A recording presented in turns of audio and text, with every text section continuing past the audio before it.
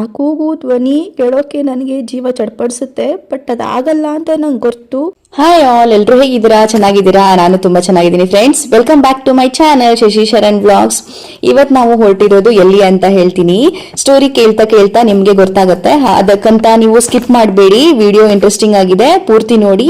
ಇಷ್ಟ ಆದ್ರೆ ಲೈಕ್ ಕೂಡ ಮಾಡಿ. ಯಾರೇ ಸಬ್ಸ್ಕ್ರೈಬ್ ಮಾಡ್ಕೊಂಡಿಲ್ಲ ನನ್ನ ಚಾನೆಲ್ ನ, ಪ್ಲೀಸ್ ಸಬ್ಸ್ಕ್ರೈಬ್ ಮಾಡ್ಕೊಳ್ಳಿ. ಮಹಾಲಕ್ಷ್ಮಿಯು ಸಮುದ್ರ ಮಂಥನದ ಸಮಯದಲ್ಲಿ ಉದ್ಭವಿಸಿದ್ದಾಳೆಂದು ಪುರಾಣಗಳಲ್ಲಿದೆ. ಅದು ನಿಮಗೂ ಕೂಡ ಗೊತ್ತು ಅಲ್ವಾ? ನಾನು ಇವಾಗ ತೋರಿಸ್ತಾ ಇರೋದು ದೇವಸ್ಥಾನ ಸುಮಾರು 7ರಿಂದ 8ನೇ ಶತಮಾನದಲ್ಲಿ ಚಾಲುಕ್ಯ ವಂಶದವರು ನಿರ್ಮಿಸಿದ್ದರು. ನಂತರ ಶಿಲಾಹಾರ್ ಮತ್ತು ಮರಾಠ ರಾಜರು ನಿರ್ಮಿಸಿದ್ದರು. ಈ ದೇವಸ್ಥಾನ ಕೊಲ್ಲಾಸೂರನನ್ನು ಕೊಂದ ಮಹಾಲಕ್ಷ್ಮಿಯ ಕತೆ ಮತ್ತು ತಿರುಪತಿ ವೆಂಕಟೇಶ್ವರನ ಪತ್ನಿಯಾಗಿ ಅಂಬಾಬಾಯಿಯ ಮಹತ್ವವನ್ನು ಹೊಂದಿದೆ. ಹಾಗೆ ಸತೀದೇವಿಯ 3 ಕಣ್ಣುಗಳು ಬಿದ್ದ ಸ್ಥಳವೆಂದು ನಂಬಲಾಗಿದೆ.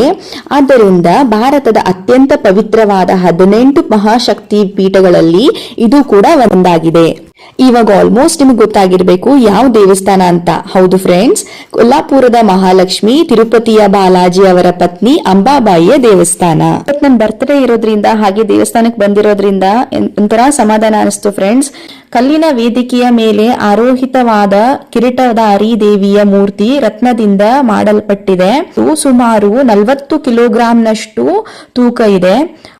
ಹಾಗೂ ಕಪ್ಪು ಕಲ್ಲಿನಿಂದ ಕೆತ್ತಿದ ಮಹಾಲಕ್ಷ್ಮಿಯ ವಿಗ್ರಹವು 3 ಅಡಿ ಎತ್ತರವಿದೆ. ಹಾಗೆ ಗೋಡೆಯೊಂದರ ಮೇಲೆ ಶ್ರೀ ಯಂತ್ರ ಕೂಡ ಕೆತ್ತಲಾಗಿದೆ. ಕಲ್ಲಿನ ಸಿಂಹ ಪ್ರತಿಮೆಯು ಹಿಂದೆ ನಿಂತಿದೆ.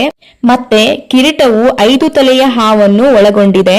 ಜೊತೆಗೆ ಮಾತುಲಿಂಗ ಹಣ್ಣು, ಗದೆ, ಗುರಾಣಿ, ಕುಡಿಯುವ ಬಟ್ಟಲು ಲಕ್ಷ್ಮಿ ಹಿಡಿದಿದ್ದಾಳೆ. ಫೈನಲಿ ಕ್ಯೂ ಅಲ್ಲಿ ನಿಂತ್ಕೊಂಡ್ರು ಕೂಡ ಚೆನ್ನಾಗಿ ದರ್ಶನ ಆಯ್ತು ಅನ್ನೋದೇ ತೃಪ್ತಿ ನಮಗೆ.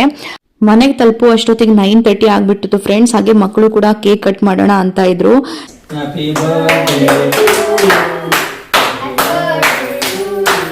ಏನಂದ್ರೆ ನಾನು ಇದನ್ನ ಊಹೆನೆ ಮಾಡ್ಕೊಂಡಿದ್ದಿಲ್ಲ. ಅದು ಇಬ್ರು ಮಕ್ಕಳು ಈ ತರ ನನಗೆ ಗಿಫ್ಟ್ ಮಾಡ್ಬೋದು, ಕೊಡ್ಬೋದು ಅಂತ. Really I am blessed to have my kids in my life. ಇದು ನನ್ನ ಅಪ್ಪನದು ಫೋಟೋ ಫ್ರೇಮ್. ನನ್ನ ಅಪ್ಪ 5 ವರ್ಷ ಆಯ್ತು ಇವಾಗಿಲ್ಲ ನಮ್ಮ ಜೊತೆಗೆ. ನಾವು ಹೇಗೆ ಕಳೆದ್ವಿ ಅವ್ರು ಇಲ್ದೇನೆ ಇಷ್ಟು ವರ್ಷ ಅಂತ ನಂಗೆ ಗೊತ್ತಿಲ್ಲ. ತಂದೆ ಇಲ್ದಿರೋದು ಕಳ್ಕೊಂಡಿರೋರಿಗೆ ಗೊತ್ತು ಆ ನೋವು ಏನು ಅಂತ. ಈಗ ನನ್ನ ಪಪ್ಪ ಪಾಪಣ್ಣಿ ಅಂತ ಕರಿತಾ ಇದ್ರು. ಎನಿವೇ, ಎಲ್ಲರೂ ನಿಮ್ಮ ತಂದೆ ತಾಯಿನ ಚೆನ್ನಾಗಿ ನೋಡ್ಕೊಳ್ಳಿ ಅಂತ ಹೇಳಕ್ಕೆ ಇಷ್ಟಪಡ್ತೀನಿ. ಸಿಗ್ತೀನಿ ನೆಕ್ಸ್ಟ್ ವ್ಲಾಗಲ್ಲಿ. ಅಲ್ಲಿ ತನಕ ಎಲ್ಲರೂ ಚೆನ್ನಾಗಿರಿ, ಖುಷಿಯಾಗಿರಿ. ಬಾಯ್ ಆಲ್.